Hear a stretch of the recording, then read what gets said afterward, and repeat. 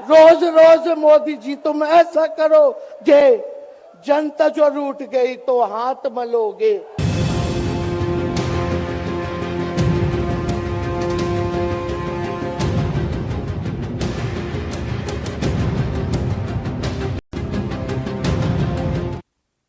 नमस्कार, स्वागत है आपका के न्यूज में। मैं हूं आपके साथ विशाल पंडित। आप देख रहे हैं 2024 का महासमर।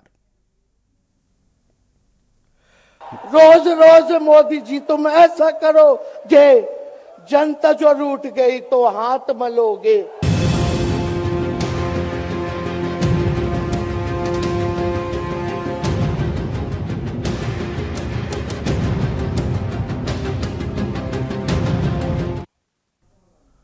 लोकसभा चुनाव 2024 के लिए राजनीतिक पार्टियां अपना दमखम दिखा रही हैं और सियासी पारा भी चढ़ चुका है। आज राजनीतिक रविवार है और दिल्ली से लेकर मेरठ तक हलचल जोरदार है।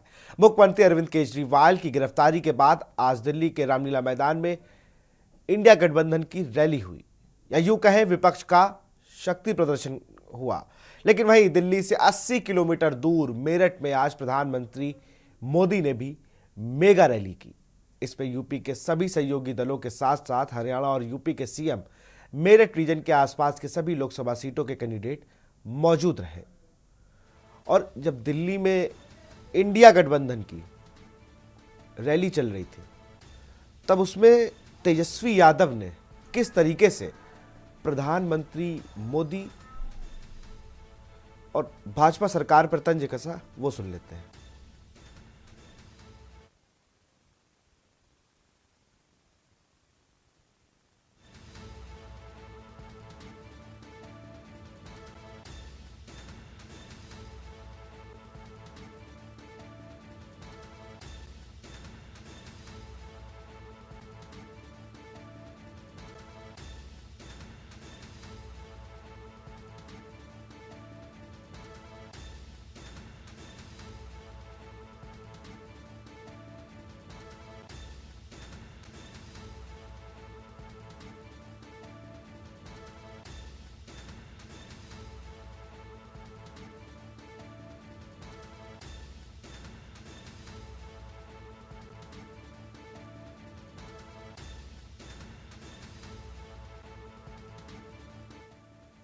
है कि किस तरीके से आज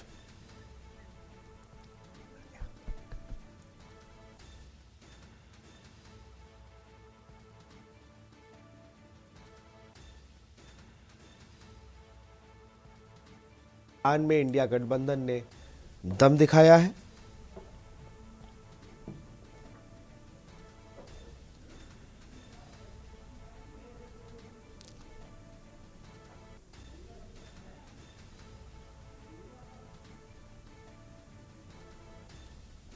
खड़गे ने भी सरकार पर जमकर हमला बोला है। उसी बीच राहुल गांधी ने क्या कुछ कहा, वो सुन लेते हैं। और ये मैच फिक्सिंग क्यों हो रही है? भाई और बहनों, इसका सिर्फ एक लक्ष्य है कि हिंदुस्तान का संविधान, जिसने इस देश के गरीब लोगों को भविष्य दिया, सपने देखने का हक दिया, उस संविधान को हिंदुस्तान के गरीब जनता से के हाथ से छीनने के लिए यह मैच फिक्सिंग की जा रही है। और मैं आपको बताना चाहता हूं कि जिस दिन यह संविधान खत्म हो गया, उस दिन यह हिंदुस्तान नहीं बचेगा। इसको पुलिस से, धमकी से नहीं चलाया जा सकता है। यह जो संविधान है, हिंदुस्तान की जनता की आवाज है, हिंदुस्तान के दिल की धड़कन है। इसको जिस दिन खत्म कर दिया गया, उस दिन यहां पे हिंदुस्तान नहीं बचेगा। अलग अलग स्टेट हो जाएंगे, हिंदुस्तान नहीं बचेगा। यही इनका लक्ष्य है। ये सोचते हैं कि संविधान के बिना धमकाकर, डराकर police, CBI, ED, income tax department के साथ देश चलाया जा सकता है। ये सोचते हैं मीडिया के बिना देश चलाया जा सकता है।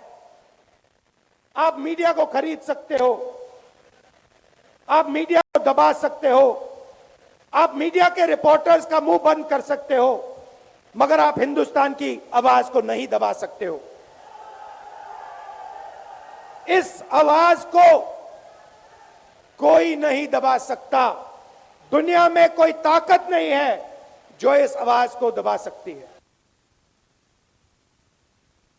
और आप लोगों ने गोविंदा का फिल्म का एक गाना सुना होगा कि तुम तो धोखेबाज हो, वादा करके भूल जाते हो। रोज रोज मोदी जी तुम ऐसा करोगे, रोज रोज मोदी जी तुम ऐसा करोगे, जनता जो रूठ गई तो हाथ मलोगे।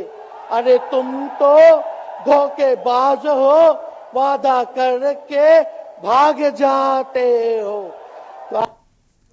तो सुना आपने तेजस्वी यादव और राहुल गांधी को किस तरीके से तंज कसा गया। और राहुल गांधी तो काफ़ी हमलावर थे कि ईडी, सीबीआई, इनकम टैक्स, इनके बल पर देश चलाया जा रहा है और जब इनकी सरकार जाएगी तब क्या होगा ये सबको पता है। ये पूरी रैली इंडिया गठबंधन की अरविंद केजरीवाल की गिरफ्तारी के विरोध और अपने शक्ति प्रदर्शन को थी। सुनीता केजरीवाल जो कि अरविंद केजरीवाल की पत्नी है, उन्होंने क्या कुछ कहा सुन लेते हैं। कई बार मुझे लगता है कि आजादी की लड़ाई में वो एक फ्रीडम फाइटर थे जो देश के लिए लड़ते लड़ते शहीद हो गए। इस जन्म में भी केजरीवाल जी को शायद भारत मां के संघर्ष के लिए भेजा है। तो सुनीता केजरीवाल ने तो एक नई जंग छेड़ दी। उन्होंने कहा कि मुझे लगता है कि अरविंद केजरीवाल तो आज़ादी के समय के फ्रीडम फाइटर हैं जिन्हें भारत मां ने फिर से भेजा है आज़ादी दिलाने के लिए। जो ये सब हो रहा है, जो माहौल बनाया गया, इससे आज़ादी दिलाने के लिए। अखिलेश यादव भी आज दिल्ली पहुंचे। उन्होंने भी कहा कि 400 पार नहीं 400 हार है। सुन लेते हैं उन्हें भी। आज तो देश जान गया है, ईडी सीबीआई से डरा करके इन्होंने सबसे ज्यादा चंदा वसूलने का काम अगर किसी ने किया है तो भारतीय जनता पार्टी के लोगों ने किया है। ये जो वसूला गया है चंदा, इसको दबाने के लिए जो विपक्षी नेता हैं उन पे झूठे मुकदमे लगाए जा रहे हैं।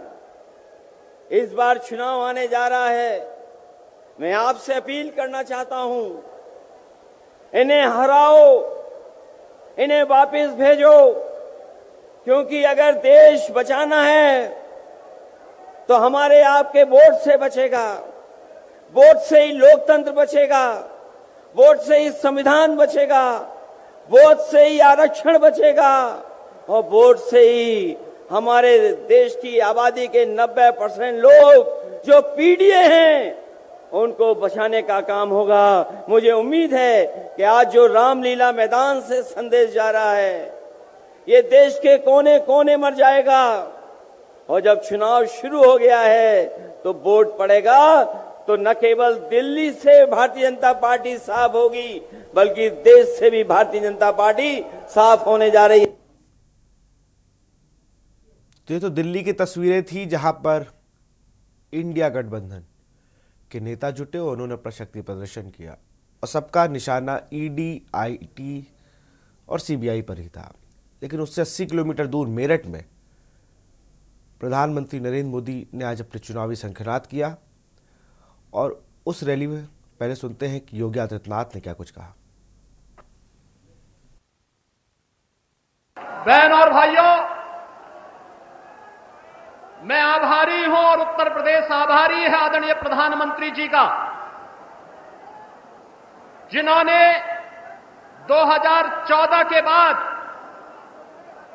देश की तस्वीर और तकदीर को बदल करके हम सबको, वर्तमान और भावी पीढ़ी को एक नए भारत का दर्शन कराया है और हम सब आभारी भी हैं। कल ही किसानों के मसीहा पूर्व प्रधानमंत्री परम श्रद्धेय चौधरी चरण सिंह जी को भारत रत्न का सम्मान देकर के आपने किसानों का जो सम्मान किया है, पूरा उत्तर प्रदेश और देश का अन्नदाता किसान इसके लिए आपके प्रति कृतज्ञता ज्ञापित करते हुए आभार व्यक्त करता है। यह हमारा सौभाग्य है कि देश जब अपनी आजादी के अमृत काल में प्रवेश किया है, तब इस देश को यशस्वी नेतृत्व के रूप में 10 वर्ष से मोदी जी का करिश्माई नेतृत्व प्राप्त हुआ है। प्रधानमंत्री नरेंद्र मोदी ने क्या कुछ कहा वो भी सुन लेते हैं। मैं आपको याद कराना चाहता हूं, जब भारत दुनिया में 11वें नंबर की अर्थव्यवस्था था, तो भारत में चारों तरफ गरीबी थी। जब भारत 5वें नंबर पर पहुंचा, तो 25 करोड़ देशवासी गरीबी से बाहर निकलने में सफल हुए। और मैं आपको गारंटी देता हूं, जब भारत दुनिया में नंबर 3 पर पहुंचेगा, तो देश में गरीबी तो दूर होगी ही, लेकिन साथ साथ एक सामर्थ्यवान, सशक्त मध्यम वर्ग देश को नई ऊर्जा देता होगा।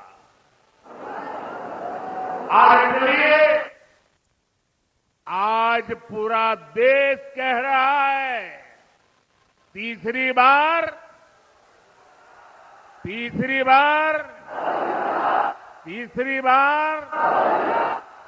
4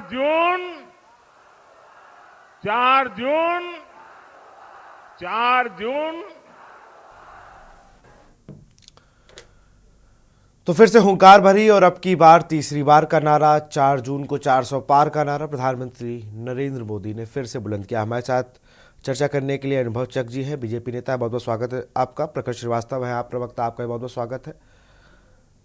विवेक पांडे हैं सपा प्रवक्ता, आपका भी स्वागत है। आलोक तिवारी कांग्रेस के नेता है, उनका भी स्वागत है। रतन डोभाल जी हैं, वरिष्ठ पत्रकार हैं। कृष्णा पंडित जी हैं, वही वरिष्ठ पत्रकार हैं। उसके बीच एक बार टीवी स्क्रीन पर ग्राफिक्स दिखा देता हूँ, फिर आपके पास आऊँगा अनुभव चक जी। गारंटियों का दौर चल रहा है और केजरीवाल ने भी गारंटियाँ दी हैं, 6 गारंटियाँ दी। एक बार वो देख लेते, फिर मैं आता हूँ अनुभव चक जी आपके पास।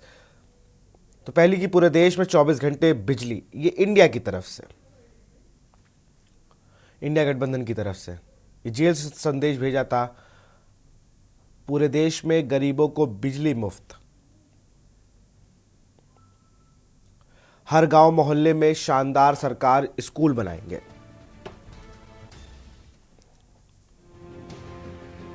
हर गांव मोहल्ले में मोहल्ला क्लिनिक,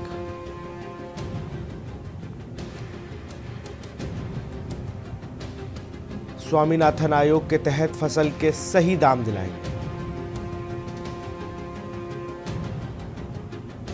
दिल्ली को पूर्ण राज्य का दर्जा दिलाएंगे। अरविंद केजरीवाल का जेल से ये संदेश है। और अब हम लोग अपने जो मेहमान जुड़े उनका रुख कर लेते हैं। अनुभव चक जी, आज पूरा शक्ति प्रदर्शन किया। लोग कह रहे थे टीएमसी इंडिया गठबंधन में शामिल नहीं है, तो उन्होंने अपनी एक सांसद को भेजा, उन्होंने भी हमलावर हुए। 400 पार का जो नारा है भारतीय जनता पार्टी या एनडीए का, उसमें कितना जो ये गठबंधन है डेंट करने वाला है? देखिए विशाल जी, जो हमारे शीर्ष नेतृत्व ने हम सबके लिए तय किया है टारगेट, वो मात्र नारा नहीं है, उसको पूरा करने के लिए भारतीय जनता पार्टी ऐसा नहीं कि चुनाव के समय सक्रिय हुई है और चुनाव के समय सड़कों पर दिखने लगी है। भारतीय जनता पार्टी 2022 के विधानसभा चुनाव के बाद से ही बूथ लेवल तक अपना संगठन जो है उसको सक्रिय करने में फिर से लगी हुई थी, उसको एक्टिव मोड में रखा हुआ था।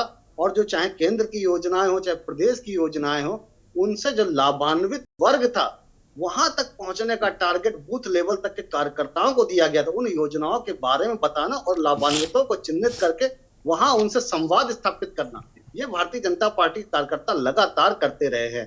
उत्तर प्रदेश के अंदर जहां तक आप अगर बात करेंगे, उत्तर प्रदेश के अंदर जो सत्ता में दल है वो तो सड़कों पर दिखाई दिया, वो जनता के बीच में दिखाई दिया, लेकिन जो विपक्ष में बैठा हुआ दल है वो मात्र सोशल मीडिया पे एक्टिव रहा। वो कहीं पर भी जन समस्या भी अगर हुई तो उनके साथ भी खड़ा हुआ नहीं दिखाई दिया। और किस तरीके से अपने चाचा को निपटाया जाए उसमें ये प्रयासरत ज्यादा दिखाई दिए। तो भारतीय जनता पार्टी के जो शीर्ष नेतृत्व ने हमारे लिए टारगेट तय करा है, हम निश्चित ही उसको पार पाने में सफल होंगे। और विपक्ष अब क्योंकि उत्तर प्रदेश के ही है, उत्तर प्रदेश के अंदर 2019 में लोकसभा के चुनाव में जो सबसे बड़ा संभावित गठबंधन था सपा और बसपा राष्ट्रीय लोकदल का, वो होने के बाद भी भारतीय जनता पार्टी ने उनको धूल चटाने का काम करा था। भारतीय जनता पार्टी उनसे अब तो आरएलडी आप ही के साथ है, अब तो आरएलडी आपके साथ है। पिछली 2 लोकसभा चुनाव से उनका खाता नहीं खुला है दक्षिण में, बात करिए पश्चिम में।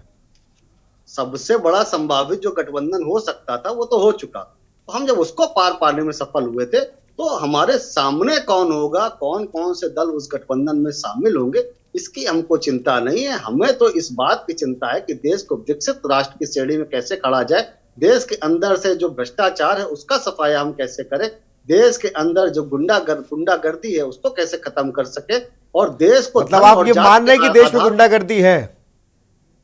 देश में, मैंने देश में बोला, प्रदेश नहीं बोला। अरे देश में सरकार आपकी, मैं प्रदेश की बात ही क्यों करूंगा, देश की सरकार चुननी है। आप खुद ही कह रहे हैं देश में गुंडागर्दी है। विशाल जी, देश में विभिन्न राज्य हैं, राज्य में अरे आप ये कहिए ना कि विपक्ष शासित राज्यों में गुंडागर्दी, आप तो खुद ही अपनी बात देश में जो विपक्ष के शासन के जो प्रदेश है उनके अंदर कानून व्यवस्था वहां की सरकारों की है। तो वहां पर भी जो हमारी सरकार आएगी तो हम कंट्रोल कर पाएंगे ना। देश के प्रधानमंत्री थोड़ी कंट्रोल कर सकते हैं कर्नाटक में जाके या तमिलनाडु में जाके, उसके लिए तो पूरे देश में सरकार चाहिए। और अब की बार 400 पार करने के बाद पूरे देश में जो विभिन्न प्रदेश है जहां पर अभी तक हमारी सरकारें नहीं बन सकी, वहां पर भी हमें यकीन है कि वहां का जनमानस भारतीय जनता पार्टी के सुयोग्य प्रशासन और शासन की व्यवस्था के लिए भारतीय जनता पार्टी को ही वोट देने जा रहा है। विवेक जी, आप सुन रहे थे, किस तरीके से देख रहे हैं आपकी? क्योंकि जहां 400 पार का बीजेपी नारा दे रही है, तो अखिलेश यादव ने आज इंडिया गठबंधन की रैली में कहा 400 हार है। नहीं, देखिए, पहले तो मंच पर उपस्थित सभी सम्मानित पैनलिस्टों को मैं प्रणाम समर्पित करूंगा और अपनी बातों को अनुमोदन के साथ अभिव्यक्त करूंगा। देखिए, एक परंपरा सी चल पड़ी है कि भाजपा के जो भी प्रवक्ता आते हैं, मुझे लगता है कि मुद्दों पे इतने सारे मुद्दे हैं, इतना विकास किया, इतना सुशासन है, इतना जीरो टॉलरेंस है, तो परिवार को बीच में राजनीतिक दलों के लाकर आप अपनी मानसिक अपरिपक्वता और अपनी हताशा का पहले तो परिचय दे देते हैं। सत्ता से लड़ने के देखिए बहुत ही योग्यता और धर्मबल की आवश्यकता होती है, और सत्ता आप पर प्रहार करेगी क्योंकि वो अपने कमजोर स्तर की क्षमता का आकलन जानती है, बेहतर तरीके से जानती है। राजा अगर आत्ममुक्त होता है और भयभीत होता है तो आपके साथ वो खुलकर झूठ का सहारा लेता है, जैसा कि मोदी जी करते हैं। और वो वही बात कहेंगे जिसको सुनकर के जनता को दया है और वो आईने में जाकर के स्वयं को योद्धा महसूस करते हैं। मैं तो आज ये पूछूंगा कि मेरठ में जाकर के भगवान श्री राम के प्रतीकात्मक अरुण गोविंद को उतारने का मतलब ये हो गया कि भाजपा को भी अब मोदी पे भरोसा नहीं, भाजपा को भी मोदी के पे भरोसा नहीं। कारण ये इतिहास जानता है, सनातन शास्त्रों में लिखा है कि जब मनुष्य संकट में आता है तो सबसे पहले ईश्वर को याद करता है। इसी तरह आज भाजपा ईश्वर को याद करती है।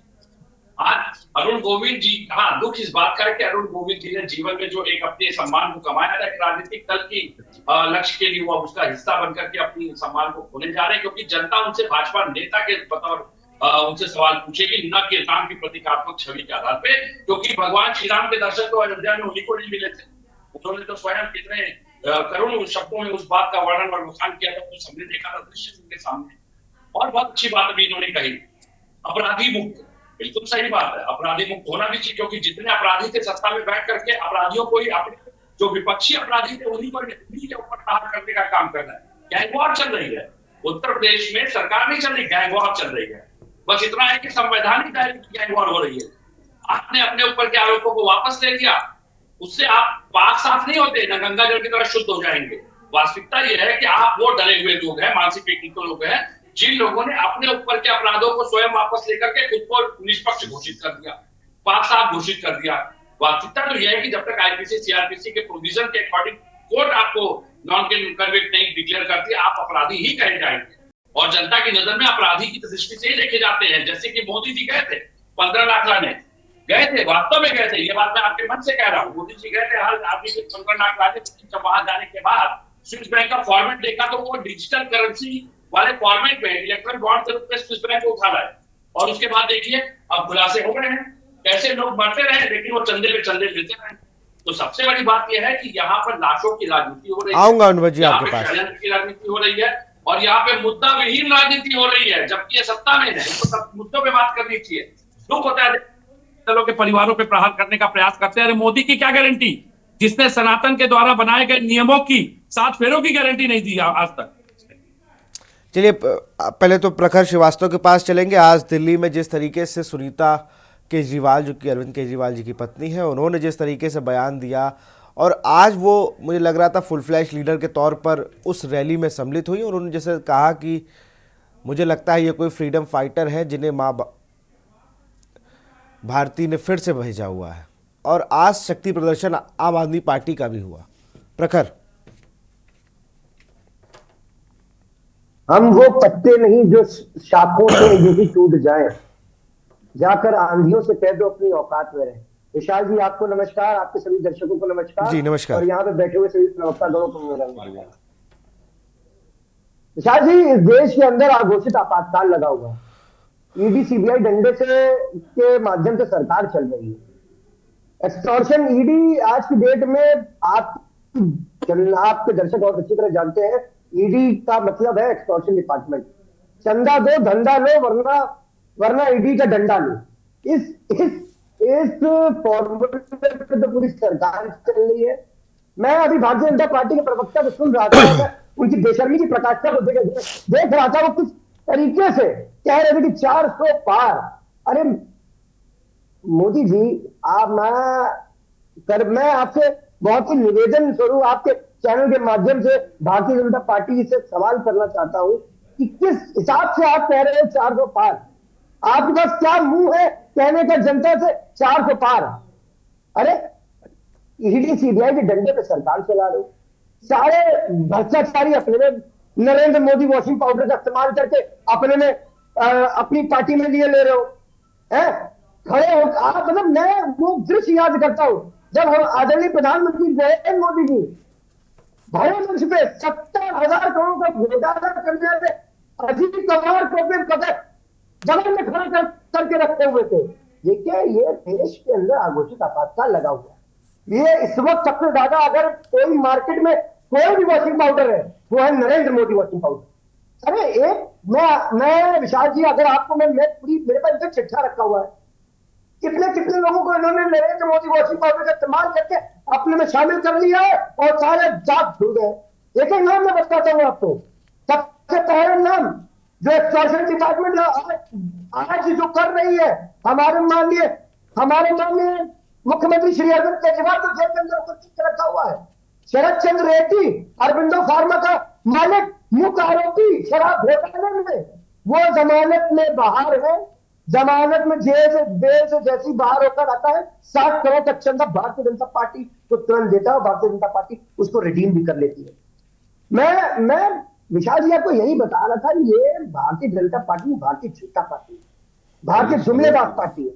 ये जिस तरीके से सरकारी संस्थाओं का दुरुपयोग कर रहे हैं, नेताओं को कर रहे हैं, देश की जनता जा रही है। और आने वाले 2024 में नरेंद्र मोदी जी का, अमित शाह जी का, जेपी नड्डा जी का बोरिया बिस्तर बांध कर उनको भेजने का काम करना चाहिए। और इंडिया इस रैली में दिखा दिया है। चलिए रोकूंगा आपको। आलोक तिवारी कांग्रेस के प्रवक्ता है, उनके पास भी चलूंगा। कांग्रेस के वरिष्ठ नेताओं में आलोक तिवारी जी की गिनती है। सबसे ज़्यादा तो परेशान मुझे लगता है आलोक तिवारी की ही पार्टी है। खाते इनके सीज हैं, 1700 करोड़ से ज़्यादा का नोटिस मिला हुआ है, नेताओं पर लगातार दबाव है और जहां सरकार है तो वहां पर विधायक भाग रहे हैं। आलोक जी। बोलूं? अरे मैं तो देख लीजिए, बिल्कुल। कांग्रेस पार्टी बिल्कुल नहीं परेशान। एक समय जब था भारत छोड़ो आंदोलन होता था, सिविल डिसोबीडियंस आंदोलन होता था, तो वर्तमान सरकार के आका लोग जो है कांग्रेस के खाते भी सील कर देते थे, दफ्तर भी सील कर देते थे, कांग्रेस को अनलॉफुल ऑर्गेनाइजेशन भी घोषित कर देते थे। यहाँ पर आज देश के हालात कितने दयनीय हैं। दूसरी चीज, जो देश मरा है और देश में ये जो भ्रष्टाचार की बातें भारतीय जनता पार्टी के प्रवक्ता कर रहे थे, तो मैं भारतीय जनता पार्टी के मैक्सिम से ही इनको भ्रष्टतम नेता नरेंद्र मोदी को सिद्ध किए देता हूं। क्योंकि जब डॉक्टर मनमोहन सिंह की सरकार थी, देखिए महंगाई हमेशा मुद्दा रही है, लेकिन आज तो महंगाई का रूप ले लिया है खून चुसाई ने। तब सुषमा स्वराज ने सदन में खड़े होकर के कहा था, प्रधानमंत्री जी, सरकार के भ्रष्टाचार की वजह से देश की जनता को महंगाई का सामना करना पड़ता है। आज 10 सालों में एक भी मामला नहीं तय कर पाए हैं। और आज ये बड़ी खुशी की बात है कि नरेंद्र मोदी ये साबित कर रहे हैं कि कांग्रेस के समय कोई भ्रष्टाचार नहीं था, चाहे वो पवार का केस हो, चाहे प्रफुल्ल पटेल का केस हो। जिस प्रफुल्ल पटेल को ये कहते थे कि उसने 800 करोड़ का एविएशन घोटाला किया और जिससे कि जो है बॉम्बे बम ब्लास्ट के गुनहगार इकबाल मिर्ची से संबंध थे, आज वो मिर्ची इनको मीठी लगने लगी है। और जहां तक भारतीय जनता पार्टी के प्रवक्ता, चाहे ये हो चाहे राष्ट्रीय प्रवक्ता हो, ये बड़ी छाती ठोंक के कहते हैं हम इलेक्शन में खड़े थे। भारतीय जनता पार्टी केवल इलेक्शन लड़ना जानती है। ये आज भी it's behaving just like opposition.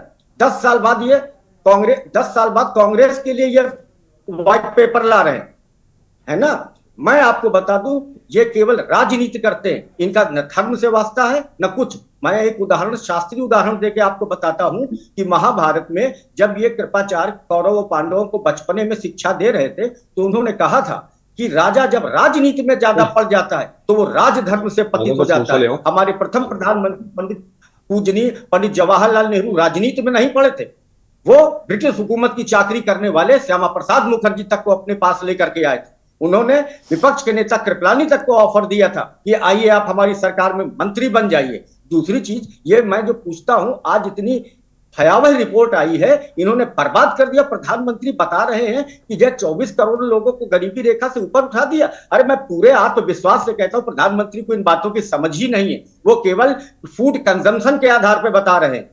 आज मैं 2 बातें आपके सामने बहुत महत्वपूर्ण रखना चाहता हूं, चाहे मुझे टाइम का इंक्रीमेंट आप दे। 2 बड़ी भयावह रिपोर्ट आई है। बिल्कुल बिल्कुल, जल्दी से रखें। वर्ल्ड फाइनेंशियल इनइक्वालिटी डेस्क की रिपोर्ट आई है कि देश की 1% आदमी के पास 40% पूंजी है और 1% आदमी के पास 22% की आमदनी है, और जिसमें 8,000 करोड़ से ज्यादा कमाने वालों की आय बढ़ी है 270% और आम आदमी की आमदनी बढ़ी है केवल 27%। 72 करोड़ आदमी 6,000 रुपए आपकी आमदनी पर जी रहा है। उसी 6,000 रुपए में इनकी मेहरबानियों से, कारपोरेट की दलाली से उसको कभी 500 रुपए किलो लहसुन लेना पड़ता है, 800 रुपए किलो जीरा लेना पड़ता है, और उसको कभी 250 टमाटर लेना पड़ता है, 200 रुपए किलो दाल लेनी पड़ती है। उसके बाद निकलता है मोटर अपना बाइक स्कूटर लेकर के, तो उसकी गर्दन कलम की जाती है। जो कांग्रेस के समय 100-200 रुपए चालान होता था, मिनिमम 1,000 से लेकर 10,000 तक। और दूसरी एक रिपोर्ट आई है, आईएलओ की रिपोर्ट आई है। आईएलओ की रिपोर्ट आई है कि भारत में 83% नौजवान बेरोजगार है। वो नौजवान जिसको प्रधानमंत्री पुलवामा के बाद बरगला रहे थे, 18, 19, 20 साल का था, कि मेरे फर्स्ट टाइम वोटर पुलवामा के नाम पर वोट दो। क्या पुलवामा के जो शहीद थे उनके परिवारीजन चुनाव लड़ रहे थे? उनको, उनकी शहादत को आप बेच रहे थे खड़े होकर के। आज वो नौजवान 25-26 साल का होकर के खड़ा हुआ है। वो हर एक रिपोर्ट है कि हर 1 घंटे में 2 नौजवान जो है आत्महत्या कर रहा है। ये कहां ले आए हैं? यही कांग्रेस मुक्त भारत के नारे थे। एक डेमोक्रेसी से जाकर के ये फ्यूडलिज्म में लेके आ गए हैं, यानी राजतंत्र में 2 ही बातें होती, चंद भामाशाह होते, और उसके बाद एक लार्जर जनता जो है क्या कहते हैं, बिल्कुल फाका कसी में जीवन जीती। आलोक जी रोकूंगा आप। ये फर्क मैं अब रतन डोभाल जी हैं, वरिष्ठ पत्रकार। सर, आपने सारे दलों को सुना। आपको इस 2024 के लोकसभा चुनाव में, जो आज से पूरे अपने पीक पर आ गया है, अगर बात करें हम, जिस तरीके से नरेंद्र मोदी ने आज से चुनावी शंखनाद कर दिया और इंडिया गठबंधन भी लगातार लगा हुआ है, रैलियां अब उनकी भी शुरू हो गई हैं। आज एक मंच पर बहुत दिन बाद सब नेता दिखे। नोटबंदी लूट, अरे भैया ये मंच नहीं है, उसमें कहा था भाषण दे रहे भाई, चले जाएंगे। चलिए चलिए हाँ? चलिए, बीच में सबको लगा रोकूंगा, दिया, सबको आप रोकूंगा, बोल नहीं पाएंगे। मैं सबको रोकूंगा। समय तो तय करेंगे। अरे समय तय कर दिया, तभी मैं आ गया ना रतन जी के पास, वरिष्ठ पत्रकार है, मैं उनका रुख कर रहा हूँ। जी विशाल जी, बहुत अच्छे डिबेट चल रही है आपके, लोग सब कह रहे हैं। मैं ये कह रहा हूँ 400 पार, हमने एक नारा वाजपेयी जी के समय में भी सुना था कि शाइनिंग इंडिया, तो वो भी हमने देखा है, और 400 पार भी अभी हमको देखना है, उसकी तैयारी तो चल रही है।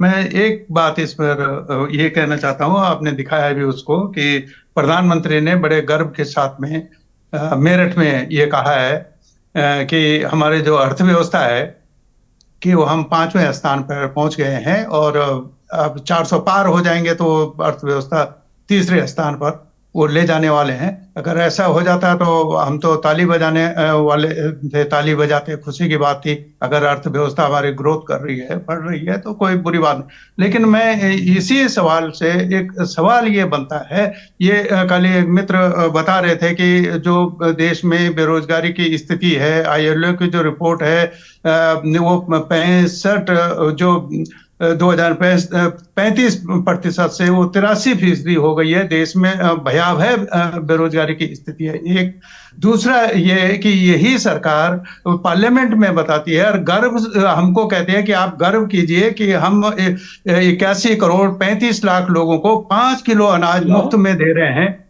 जबकि ये सरकार ही ये बात भी कहती है कि एक आदमी को जीने के लिए 10 किलो अनाज की जरूरत होती है। ये आधा पेट 81 करोड़ 35 लाख लोगों को 5वीं अर्थव्यवस्था होने के बाद भी आप दे रहे हैं, तो ये अर्थव्यवस्था किसके लिए बढ़ रही है? वो उस गरीब के हिस्से में ये अर्थव्यवस्था का क्या योगदान आ रहा है? वो तो बढ़ ही रही है। अगर उसके हिस्से कुछ नहीं आ रहा है तो हम विश्व गुरु बन जाएं, 1% में सबसे बड़ी अर्थव्यवस्था भी बन जाए, और गरीबी की हालत यही रहे, तो हमें तो ऐसी अर्थव्यवस्था नहीं चाहिए। इस देश को नहीं चाहिए, इस देश के गरीबों को नहीं चाहिए। अगर वो गरीबी कम नहीं हो रही है, आपके कहने डिंग ये कह रहे हैं वो साथ में कि हम 25 करोड़ की गरीबी कम हो गई है, तो आप कहिए ना कि 81 करोड़ 35 लाख में से ये 25 करोड़ कम हो गए, उसको घटा के आप बताइए। वो आप कहने के लिए तैयार नहीं है, क्योंकि वो हुआ नहीं है। आप फेंके जा रहे हैं, और ये लोग 10 साल हो गए ये इस स्थिति को देखते हुए। और मैं दूसरा छोटा सा, अगर आपके पास समय हो तो मैं बता दूं, आपका केरल है, तमिलनाडु है, कर्नाटक है, बिहार है, हिमाचल है, और ये महाराष्ट्र है, बिहार है, ये सब में, ये राजस्थान है, इन सब में जो हाईएस्ट रूप से इनको गेन करना था वो कर चुके हैं। क्या वो स्थिति वापस आने वाली है? इन सब राज्यों में आप घटने वाले हैं, तो आप 400 कहां पार कर रहे हैं? कोई पाकिस्तान से लाओगे? कहां से लाओगे? 400 बात इसी देश में बननी है ना सीटें तो। और ये राज्यों में, अगर जो मैं बता रहा हूं, ये आप ये कह रहे हैं कि अगर आप यहां पहले से भी ज्यादा आप ला रहे हैं तो मैं मान लूंगा कि आप फिर तो आप 500 पार कर लीजिए, फिर 400 क्यों कह रहे हैं? बाकी तो मैं तो यही कहना था इसमें कि ये सिर्फ इस तरह के जुमलेबाजी, अब लोगों को अनुभव हो गया है, लोग धरातल पर ये लोग नहीं है। ये बात इनके 100% सही है कि रोज चुनाव लड़ते हैं, प्रधानमंत्री से लेके गृह मंत्री से लेके इनका बूथ का कार्यकर्ता जो पन्ना प्रमुख इन्होंने बना रखे हैं, एक एक पन्ने सबको वोटों के पकड़ा रखे हैं, उन पर ये पैसा भी खर्च कर रहे हैं। इतना जो पैसा इलेक्टोरल बॉन्ड कर, उसका इन्होंने जो बिल्डिंगें खड़ी कर दी हैं पूरे जिलों से लेके और कस्बों तक में, वो ठीक है, वो काम है उनका, पार्टी संगठन है, वो कर रहे हैं, तो हमें उसमें आपत्ति नहीं है। लेकिन ये दूसरों पे कीचड़ उछालने की बात की उनका आर आप पाक साफ है, ये जो भ्रष्टाचार की प्रतियोगिता है, मैं उसका पक्षधर नहीं हूं, वो गलत है। अपने दामन में भी हमको देखना चाहिए। बिल्कुल। कृष्णा पंडित जी हैं, आपके पास आऊंगा, वरिष्ठ पत्रकार है और पूर्वांचल की राजनीति में बहुत सक्रिय, उनकी राजनीतिक पकड़ भी है। यहां रुकते छोटे से ब्रेक के लिए। आप देख रहे हैं के न्यूज, खबरों का सारथी। रोज रोज मोदी जी तुम ऐसा करोगे, जनता जो रूठ गई तो हाथ मलोगे।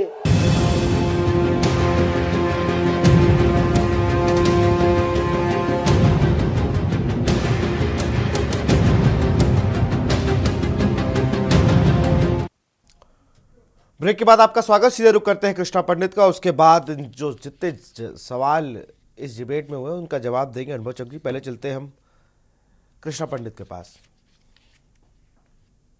कृष्णा जी चालू हो गया। आज ही तो आया था पहला। कृष्णा जी आप हमें सुन पा रहे हैं? सबसे इम्पोर्टेंट बात यह है कि आज हम सबका ध्यान इस तरफ आकर्षित करना चाहेंगे, दिल्ली बना मेरठ। आज दिल्ली में रैली हुआ और जो मेरठ में हुआ, इस पे सबको ध्यान देना चाहिए। क्योंकि पिछले 10 सालों से मोदी जी की सरकार चल रही है, वो कार्यकाल सबने देखा है। रही राशन की बात, इसके पहले की बहुत सरकारें हैं, क्या उन्होंने गरीबों को कुछ दिया, किस तरीके का योगदान था? यदि 5 किलो या 10 किलो उनको दिया जा रहा है तो इसमें विपक्ष का क्यों पिछड़ा खराब हो रहा है? क्या उसको नुकसान जा रहा है? आज देखिए दिल्ली में जो रैली की गई, सबने अपनी बात कही, सब अपने मुद्दे को लेकर आए। चाहे सुनीता केजरीवाल जी हो, उन्होंने जो केजरीवाल जी का चुनावी एजेंडा है उन्होंने स्पष्ट करने की बात कही। राहुल गांधी का भाषण दे दीजिए। प्रियंका गांधी ने क्या किया? राम को बताया कि जो ईडी है वो राम है और राम के पास संसाधन न होते हुए भी रावण से विजय पा लेता है, अर्थात मोदी जी को रावण बताया। दूसरी तरफ आप ध्यान दीजिए, ये युवा नेता बिहार के तेजस्वी यादव ने मतलब मोदी जी को कहा कि प्रियंका से मिलने का वक्त है, लेकिन किसानों से आप तय करते हैं कौन से किसान है कौन से किसान नहीं है। लेकिन दोनों तरफ तुलना होनी चाहिए। एक तरफ आप मोदी जी को जिस तरीके से टारगेट कर रहे हो, सारे लोग मिलकर के सिर्फ मोदी हटाओ, देश बचाओ, संविधान बचाओ। यहाँ तक कि राहुल गांधी ने यह कह दिया कि हमारा देश हिंदुस्तान नहीं बचेगा यदि ये सरकार आया तो दोबारा आया। नहीं, वो मैं क्लियर कर दूं। कृष्णा जी यहाँ रोकूंगा। वो चीज ये क्लियर है कि उन्होंने कहा कि जैसे एक भाजपा के सांसद ने ये बयान दिया कि हमारी सरकार आएगी तो हम संविधान को बदल देंगे, तब उन्होंने ये बात राहुल गांधी ने उसको कोट करते हुए ये कहा कि अगर ये सरकार इनकी रिपीट होती है तो ये जो इनके सांसद ने मेजरमेंट कर लिया था उस बयान से कि क्या माहौल बन रहा है, तो उसके बाद जब ये संविधान से छेड़छाड़ करेंगे, संविधान को बदलेंगे, फिर देश में एक आग लगेगी, फिर देश को संजो के रखने में दिक्कत होगी। ये उनका तात्पर्य था। इस बयान को मैं सुन रहा था, मैं राहुल गांधी को उस स्पीच को भी सुन रहा था, मैंने दोनों को लोग, इसलिए मैं बता रहा हूं आपको। की बात की, किसी ने अपनी खुद की एजेंडा को प्रस्तुत किया। दूसरी तरफ आप देखिए मोदी जी का जो प्रोग्राम हुआ, अति पिछड़ा दलित सवर्ण सारे लोगों को मंच में इकट्ठा किया और अपने विजन को बताया। 100 दिन के रोड टारगेट को, जो रोड मैप बन रहा है मोदी जी का जो विजन है, अब ये कह रहे हैं कि 400 पार कैसे सुनियोजित तरीके से ईवीएम सेटिंग की बात आ रही है, क्योंकि ये विजन आज का नहीं है। दोनों तरफ हमको देखना होगा, हम किसी एक के पक्षधर नहीं है। लेकिन मैं ये देख रहा हूं कि एक तरफ सारे लोग मिलकर के मोदी हटाओ और दूसरी तरफ मोदी जो रोड मैप के साथ जो विजन दे रहे हैं, जनता को कनेक्ट कर रहे हैं। विपक्ष के पास पिछले कार्यकाल 10 साल का कार्यकाल था, बेरोजगारी को मुद्दा बनाकर सड़क से सड़क तक दौड़ने का कार्य करते, लोगों से कनेक्ट होते तो मामला समझ में आता। सवाल है कृष्णा जी, एक मेरा सवाल है आपसे, एक मेरा सवाल है ना, इस सवाल का जवाब दे दीजिए, फिर आप कंटिन्यू करिएगा, फिर अनोचक के पास चलेंगे। 2014 में जब नारा क्या था बीजेपी का, ये बता दीजिए। सबका साथ सबका विकास। नहीं, नारा क्या था? 2 करोड़ हर साल रोजगार देंगे। रतन जी, उनका नारा था अब की बार मोदी सरकार। ठीक है, महंगाई की मार अब की बार मोदी सरकार। तो भैया जब मोदी सरकार हो रही है, भारतीय जनता पार्टी का जिक्र नहीं है। पहले तो नारे लगते थे कि भाजपा के 3 धरोहर, अटल, अडवाणी, मुरली मनोहर, अब 3 धरोहर भी चले गए।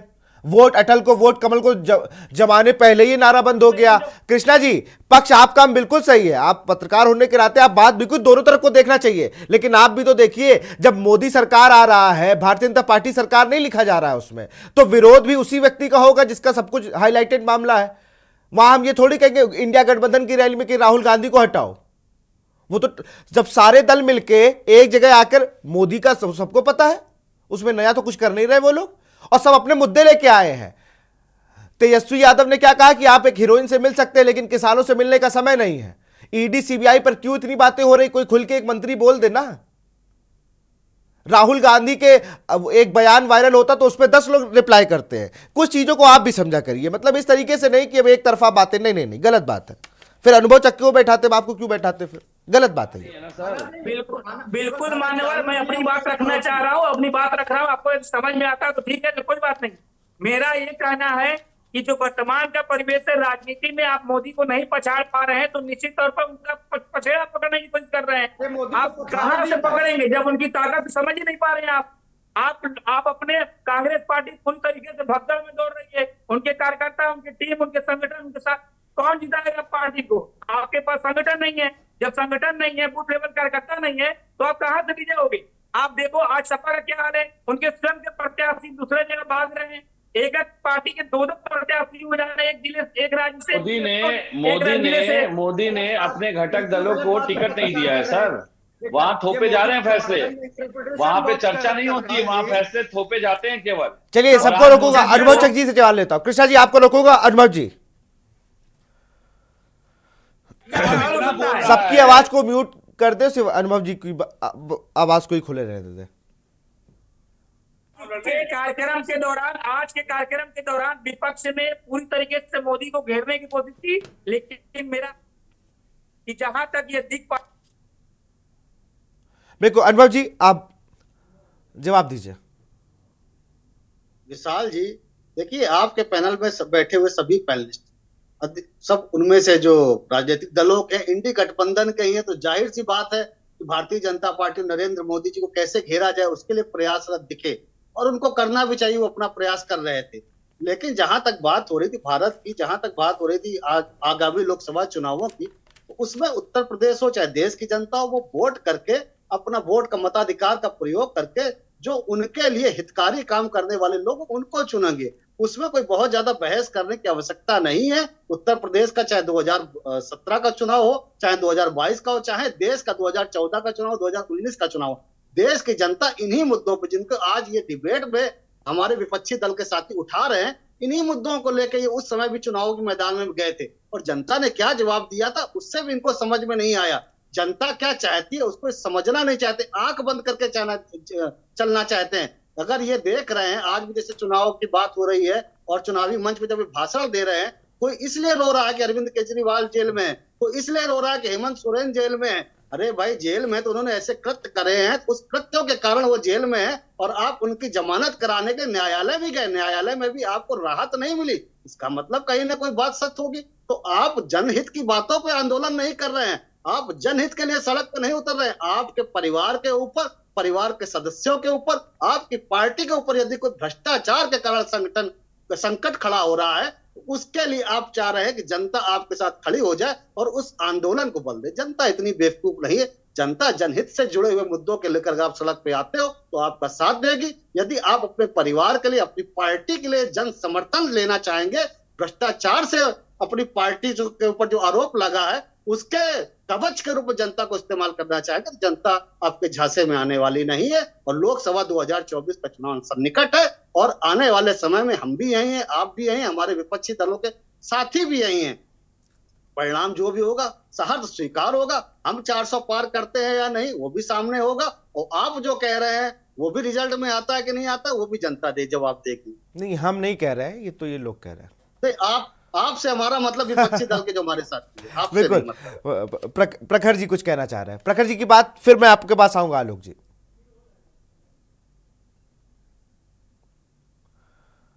प्रखर अनम्यूट कर लीजिए।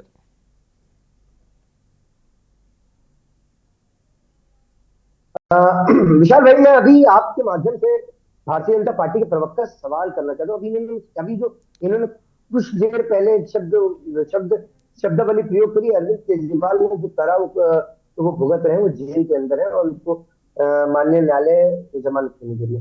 तो मैं आपके माध्यम से इनसे एक सवाल पूछना चाहता हूँ, और मैं आपसे करबद्ध प्रार्थना करूंगा कि इनसे ये जवाब जरूर ले लीजिएगा। इनसे पूछिए कि क्या शेख चंद रेड्डी को जानते हैं? इनसे पूछिए क्या अरविंदो फार्मा कंपनी को ये जानते हैं? इनसे पूछिए कि क्यों इन्होंने ये सारी बातें लेकर तो आप न्यायालय के समक्ष गए थे ना, न्यायाधीश के समक्ष ये सारी बातें रखी थी ना, जो जमानत का फैसला था वो न्यायालय को ही लेना था, न्यायाधीश को लेना था। चलिए उनको सवाल पूछ रहे हैं अनुभव जी समय की कमी है, उनको पूछ लेने दीजिए, आपको समय दूंगा मैं। वो करी गई है, अब उनकी जमानत का फैसला न्यायालय को लेना। नहीं बिल्कुल बिल्कुल अनुभव जी, पहले उनकी बात को पूरा हो जाने दीजिए। अगर मैंने बोलना शुरू कर दिया बोल नहीं बात पाएंगे। रखी आपने, अगर मैंने बोलना शुरू कर दिया एक एक करके अपनी बात को रखे, मैंने सबको पूरा पूरा समय दिया, इसीलिए मैं अनुभव जी आपको रोकूंगा, अनुभव जी आपको रोकूंगा। प्रखर, मैं आपसे एक करबत प्रार्थना करता हूं, निवेदन करता हूं कि मेरी बारी में इन्होंने जो आरोप लगाए हैं आम आदमी पार्टी के ऊपर, माननीय अरविंद केजरीवाल के ऊपर, उसका मैं जवाब दे रहा हूं और उसके बीच में बोलेंगे नहीं। अगर ये बोलेंगे तो इनकी बारी में मैं इनको बोलने दूंगा नहीं, ये बोल नहीं पाएंगे पूरी डिबेट के अंदर। रही बात ये, आप गलत बोले अरविंद केजरीवाल थोड़ी, प्रखर जी आप उनको म्यूट करवाइए, आप गलत बोले। अनुभव जी पहले बात खत्म हो जाने दीजिए, के साथ बात रखेंगे। स्वागत है, आप इससे पहले अपनी बात बोले। सबके पास बहुत अनुभव चक जी ये बतावे कि वो रेड्डी को जानते हैं, ये बातें आप समझ रख चुके हैं, न्यायाधीश उसको जवाब दे चुके हैं। क्या है ना, जो चोर होता है वो ज्यादा शोर मचाता है, तो मुझे आपकी बचा रहे हैं। दिल्ली में रैली तो 28 अरविंदो फार्मा कंपनी, तब वो अरविंदो फार्मा सारे चोर मिलकर वहां पर दिल्ली में गठबंधन करके जो है रैली करने गए थे जनता के बीच में, और जनता ने क्या जवाब दिया उनको पता। अनुभव जी दोनों लोग को रोकना चाहूंगा, दोनों लोग को रोकना चाहूंगा। दिल्ली में आप 7 सीटों पर सफाया होने जा रहे हो, क्यों परेशान हो भाई आप? अब जरा बात पूरी हो जाने दीजिए ना, मछली बाजार बन जाएगा, फिर सब लोग बोलते रहें, कोई नहीं सुन पाएगा।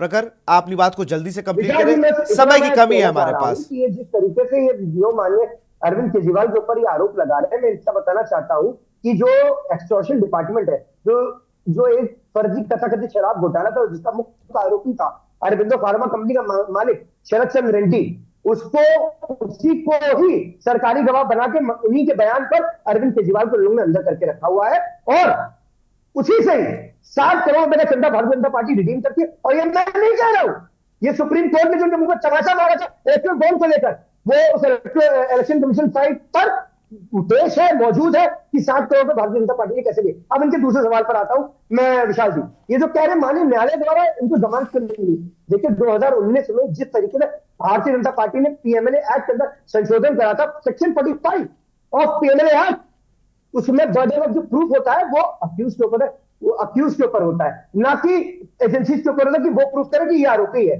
मैं आपको यकीन दिला रहा हूं आपके चैनल के माध्यम से, अगर सेक्शन 45 और पीएमएलए एक्ट, अगर भारतीय जनता पार्टी 2019 में जिस प्रकार से उन्होंने संशोधन करा था, अगर वो वापस ले ले, मैं आपको यकीन दिला रहा हूं आज ज्यादा भारतीय जनता पार्टी के मंत्री आ जाएगा, भारतीय जनता पार्टी के नेता छोड़ के भाग जाएंगे भारतीय जनता पार्टी। बिल्कुल, मैं फाइनल कमेंट लूंगा रत्नमणि जी से। सर फाइनल कमेंट, फिर मैं डिबेट को क्लोज करूंगा। फाइनल कमेंट लूंगा मैं बस, सर जल्दी से एक फाइनल कमेंट। अनम्यूट कर लीजिए सर, आप म्यूट हैं, अनम्यूट कर लीजिए प्लीज।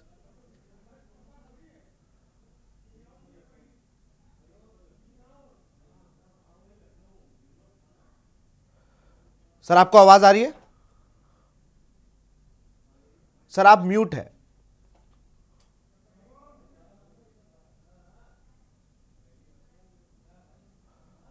तो शायद संपर्क टूट गया। बहुत बहुत शुक्रिया आप सभी का, कृष्णा जी हमसे जुड़ने के लिए, रतनमणि जी आपका भी बहुत बहुत शुक्रिया, आलोक जी आपका बहुत बहुत शुक्रिया, अनुभव जी आपका भी बहुत बहुत शुक्रिया, विवेक पांडे जी आपका बहुत बहुत शुक्रिया, और प्रखर भाई आपका भी बहुत बहुत शुक्रिया। तो आज से अगर बात की जाए तो प्रधानमंत्री नरेंद्र मोदी ने अपने चुनावी शंखनाद कर दिया है, और जो चीज़ें हैं इंडिया गठबंधन की बात अगर हम बात करें, आरोप प्रत्यारोप का दौर जो है वो अब शुरू हो गया है। अब जैसे जैसे चुनाव नज़दीक आएगा, इन रैलियों में और वार है, जो शब्दों के वार है वो और मुखर होके सामने आएंगे। फिलहाल इस बुलेटिन में इतना ही, देखते रहिए के न्यूज़ इंडिया। नमस्कार। आप देख रहे हैं के न्यूज़, खबरों का सारथी।